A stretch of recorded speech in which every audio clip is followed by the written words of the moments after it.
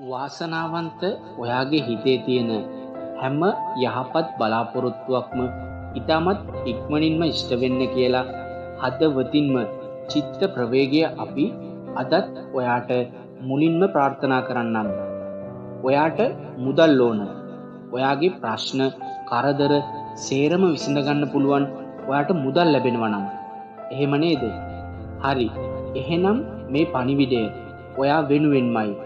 ඒක නිසා මේ වීඩියෝ එක ඉවර වෙනකල්ම බලන්න කියලා අපි ඔයාට ගොඩක් ආදරෙන් මතක් කරනවා. අද ඔයාගේ දුප්පත්කමින් මිදිලා පොහොසත් කෙනෙක් වෙන්න නම් ඔයාගේ ළඟ තියෙන්න ඕන ගොඩක් වැදගත් පුරුදු 3ක් අපි ඔයාට කියලා දෙනවා.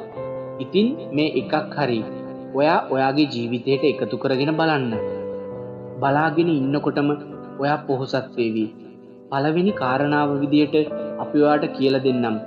ඔයා මේ සල්ලි ගැන හරියට ඉගෙන ගන්න. සල්ලි කියන්නේ ඔයාට අවශ්‍යම දෙයක්. ඒත් ඔයා දෙයක් මිලදී ගන්න ඒ සල්ලි දෙපාරක් හිතන්නේ නැතුව වියදම් කරනවා. සල්ලි අවශ්‍යයි නම් ඒවා වියදම් කරන්න දෙපාරක් තුන් පාරක් හරි කමක් නැහැ. හොඳට හිතන්න. මේ විදියට හිතලා ඔයාට ගන්න ඕනම අත්‍යවශ්‍යම දෙයක් විතරක් ඔයා මිලට ගන්න.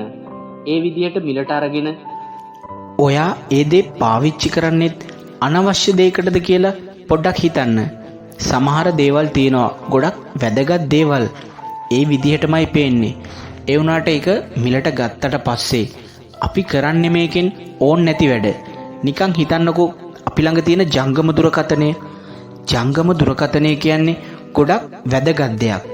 ඒ වුණාට අපිට පුළුවන් උපරිම ලොකුම ගාණ දීලා අපි ජංගම දුරකථනයක් මිලට ගන්නවා. ඒ වුණාට අපි ඒක අරගෙන අර වැදගත් වැඩ එකක්වත් කරන්නේ නැහැ නේද? අපි ඔහේ නිකන් කාලය කානවා.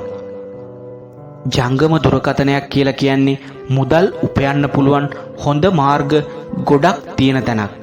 ඉතින් අපි ඒ එකක්වත් ප්‍රයෝජනෙට ගන්නෙ නැත්නම් ඒක අපි කරන ලොකු මෝඩකමක්. මේ වගේ ඔයා සල්ලි වියදම් කරනවා නම් ඔයාට අත්‍යවශ්‍ය දෙයක්ම විතරක් ගන්න.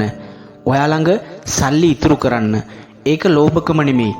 ඔයා සල්ලි වලට දෙන ගරුත්වය, ආදරය මේ විදිහට දකින්න. ඉතින් මේ පුරුද්ද ඔයා ඔයාගේ ජීවිතයට එකතු කරගත්තොත් ඊළඟ අවුරුද්දේ නෙමෙයි ඔයාට අද ඉඳන්ම මේක එකතු කරගන්න පුළුවන්. එහෙම එකතු කරගෙන ඔයාගේ ජීවිතේ ඔයාටම දකින්න පුළුවන් ලොකු වෙනස්කම් ඔයාම අත්විඳින්න. අද අපි ඔයාට කියන දෙවැනි කාරණාව තමයි ලෝකල් බ්‍රෑන්ඩ් පාවිච්චි කරන්න නැතුව නියම හරිම ක්වොලිටියට තියෙන බ්‍රෑන්ඩ් එක පාවිච්චි කරන්න. ඒකටත් අපි ජංගම දුරකථනයේම උදාහරණයකට ගත්තොත් සාමාන්‍යයෙන් අපි කතා වෙනකොට කියනවා චයිනීස් ෆෝන් කියලා. මෙන්න මේ වගේ දේවල් අඩුවට ලාභයට ගන්න පුළුවන් දේවල්. ඒ වුණාට ඒවැ ක්වොලිටි එක ඒවැ පැවැත්ම ලොකු කාලයක් තියෙන්නේ නැහැ. ඉතින් ඒ ගානට වඩා පොඩි මුදලක් වැඩිපුර දීලා හරි ඔයා ටිකක් ඔරිජිනල් බ්‍රෑන්ඩඩ් එකක් ගත්තොත් ඔයාට අරක පාවිච්චි කරනවට වඩා ලොකු කාලයක් පාවිච්චි කරන්න පුළුවන් වෙනවා. මේක හැම භාණ්ඩයකටම පොදුයි. ඔයා ගන්නකොට අඩුවට තියෙනවා කියලා ලාභෙට තියෙනවා කියලා කුණු ගොඩවල් ගන්න එපා. ගොඩක් වැදගත් දෙයක් වුණත් ඒ දේ ගන්නකොට ඒකේ ප්‍රමිතිය ගැන හිතන්න. මෙහෙම හිතලා ඔයාට අත්‍යවශ්‍යම දේවල් මිලදී ගන්නකොට ඒ අත්‍යවශ්‍යම දේවල් හොඳ ක්වොලිටි එකකින් තියෙන බ්‍රෑන්ඩ් එකකින් මිලදී ගන්න. මේකත් ඔයාගේ ජීවිතයට එකතු කරගත්තොත් ඔයා ලොකු දියුණුවක් ඔයා බලාගෙන ඉන්නකොටම ඔයාට අත්විඳින්න පුළුවන් වෙයි. තුන්වෙනි කාරණාව අද අපි ඔයාට කියන අන්තිම වගේම වැදගත්ම කාරණාව තමයි හැම මොහොතකම ඔයා ඔයාගේ සිහිය පවත්ව ගන්න. ඔයා ජීවත් වෙන මොහොත තුල ජීවත් වෙන්න.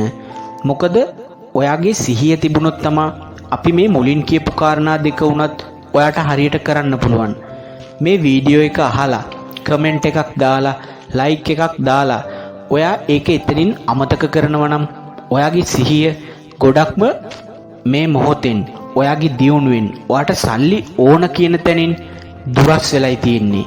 ඒ නිසා ඔයාට ඇත්තටම සල්ලිකාරයෙක් පොහොසත් කෙනෙක් වෙන්න ඕනේ නම් ඔයාගේ සිහිය නිවැරදිව පවත්ව ගන්න.